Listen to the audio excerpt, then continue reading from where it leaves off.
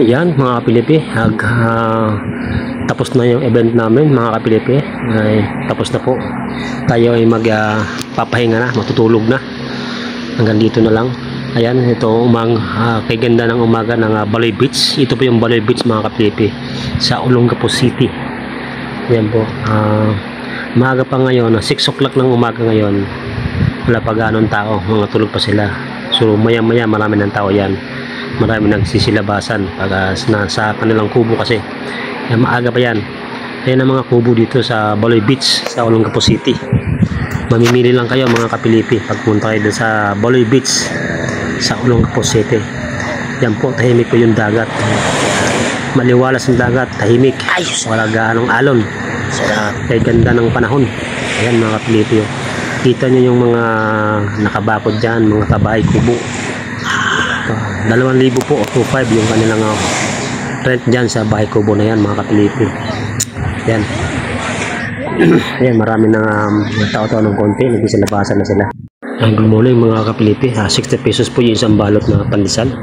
So 12 pesos yan, malaki. Nagtitinda po sa atin sa tabing dagat. Dito kami ngayon sa tabing dagat ng Olongapo. Ayan. May mga karatula sila dyan, mga sign, mga bawal. Tsaka yung mga beach na nandiyan dyan, mga tagiliran. Yan po ang beach na pinuntahan namin mga kapilipi. Maganda po dyan. Yan po ay Johannes Dive Beach Resort yung pinuntahan namin. So mura po yung kanilang kubo rito, tsaka kanilang yung mga tutulugan. Ayan mga kapilipi, kanilang mga gamit. Ayan. Yan. Maaga kasi kaya wala ang ganong tao. At saka linggo po yan mga kapilipi. Tahimik po yung dagat. Yan. Wala ganong alon. Yan po yung Olongapo Beach sa Baloy Beach. Yan mga kapilipi. Baloy Beach po yan mga kapilipi yung pinuntahan namin. Yan, maganda po dito sa Baloy Beach. Yan, sa Skopong po yan ng Baloy Beach mga kapilipi. Ang ganda po rito. Yan. Yan, kayo ng kubo, 2,000 lang kapilipi. Kung pinagpatakil ng dagat, yan po. Yan ang mga kapilipi. 2,000 ang kubo nila dito mga kapilipi. Yan, Sherman Locas mga kapilipi.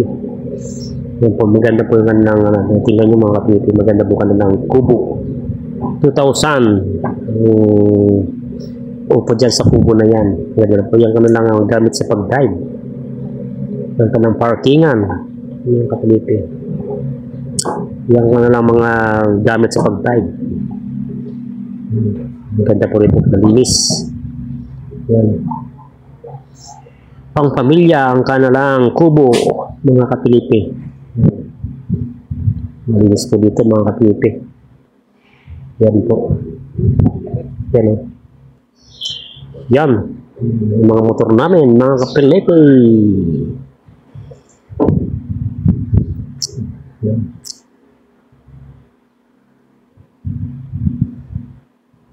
Yan, bili na kayo ng taho, mga kapilipi. Yan, sa tabing dagat, sa baybayin ng Baloy Beach. Mga kapilipi. Titinda si kuya ng taho dito sa baybayin dagat ng Baloy Beach sa may Olongapo Beach. Yan mga kapilipi. Maaga pa kasi kaya walang katao-tao pa.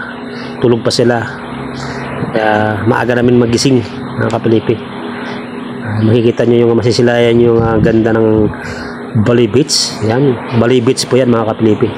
May kitindang taho, may kitindang pandesal. Yan po si kuya, nagtitinda po ng pandesal po yan. Ng taho, sorry. Yan po ang kanyang taho mga kapilipi.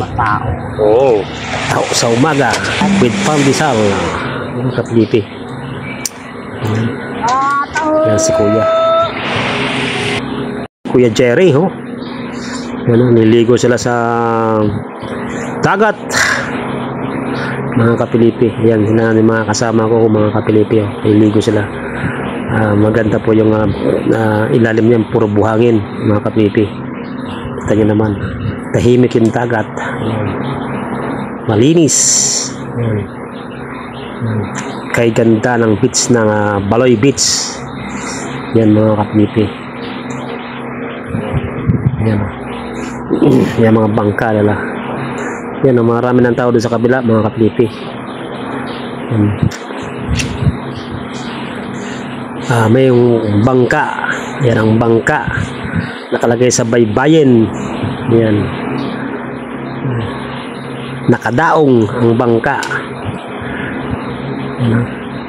Maaga pa kasi kaya wala ganang tao pa. Tulog pa sila, mga kapilipi. Yan o. Yan ang hampas ng alon sa baybayin dagat ng baybayin ng Olongapo Beach sa may Baloy Beach. Yan ang Baloy Beach. Yan.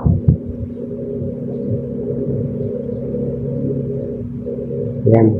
Kita niyo yung kanilang bahay kubo, mga kapilipi. Tahimik pa kasi linggo. Araw ng linggo, mga kapilipi yan. Yan po yung Baloy Beach. Masarap maligo sa Baloy Beach. Yan, malinis ang kanilang beach. Yan, marami kayong matatanaw. Maraming bahay kubo.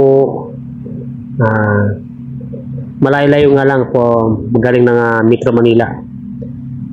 Tsaga lang yung ride namin napunta ng Olongapo Beach sa may Baloy Beach. Ayan po yung Baloy Beach. Pero pang pamilya yung kubo nila dyan, mga kapilipi. Malinis at maayos. May CR. Yan, may kanya-kanyang CR yung kwarto na yan, mga